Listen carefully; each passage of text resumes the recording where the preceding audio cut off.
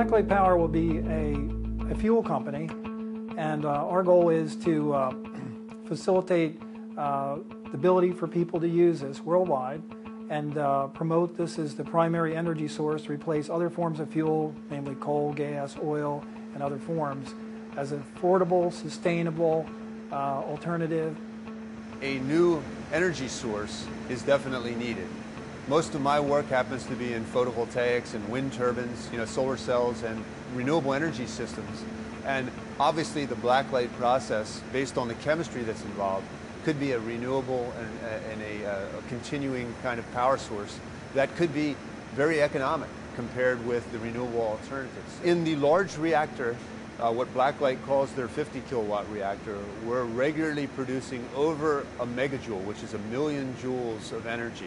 That's equivalent to having a 40-watt light bulb being on for nearly 7.5 hours. And let me just talk about the components that we use. First of all, we're trying to determine how much energy is actually in the BlackLight powder that they've created. And what we've done is we've placed it into a reactor.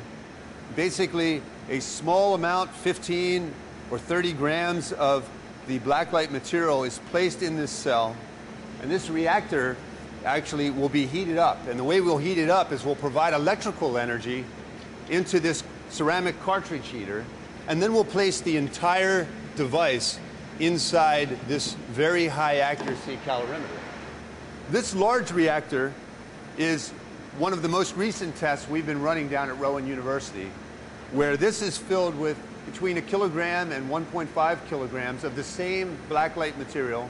And with this device, inside a same kind of calorimeter, just a bit larger, placed inside a very, very well insulated container, we are also able to get a very high degree of efficiency or coupling where we're able to account for nearly 100% of the energy that we put in and the energy that the calorimeter produces. Okay, the heart of the experiment is actually the collecting of the data, because we need to know what the temperature is of the water that's going into the system and the temperature of the water coming out, because that tells us how much heat is being generated by the system. The control experiments are very important because we just put electricity in and we measure how much heat came out, and hopefully they always equal the same amount of heat as the electricity that we put in. But then when we go and put the BlackLight experiment in place, the only difference is now we have the chemicals in there. So we take it up to the temperature, the chemicals react, and we will see a very high spike as those chemicals react and produce a very large heat burst.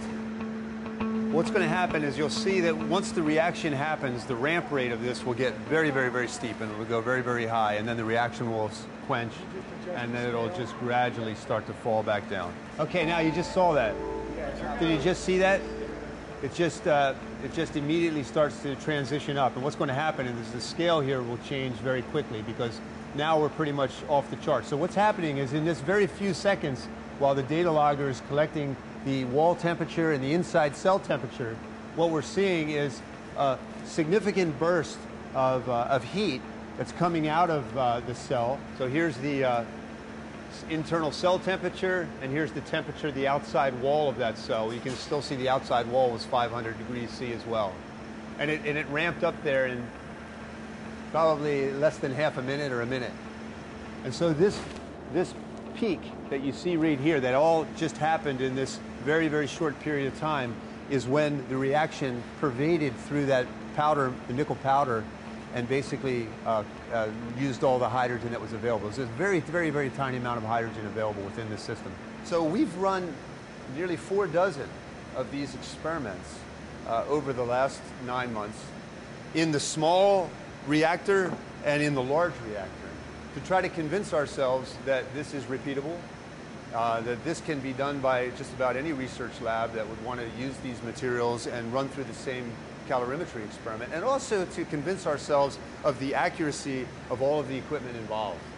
It produces heat like you would expect a chemical coal combustion, oil combustion, or a nuclear reactor, but if you actually look at the chemistry before and after, there is no significant way that we can tell what chemical reaction occurred. We are continuing to do replications, continuing to document the accuracy of the calorimetry experiments. Okay, these tests validate and confirm that this is a new source of energy that's working now at commercial levels of power, and this should finally facilitate adoption and engagement by the larger engineering and power engineering community to bring this to market.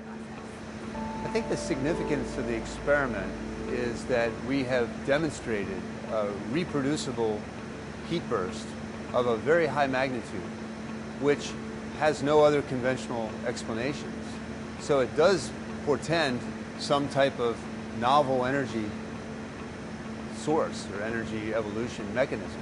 And it's of a very large magnitude, which can be regularly produced at a scalable level. If in fact the process that BlackLight's developed could be commercially scaled, this would be a very economic replacement for coal and nuclear power as a potential source of generating significant amounts of energy with very little energy put into creating the primary fuel. The ability to make 200 times the energy that is required to remove hydrogen from water, even seawater, represents potentially the solution to affordable, sustainable energy.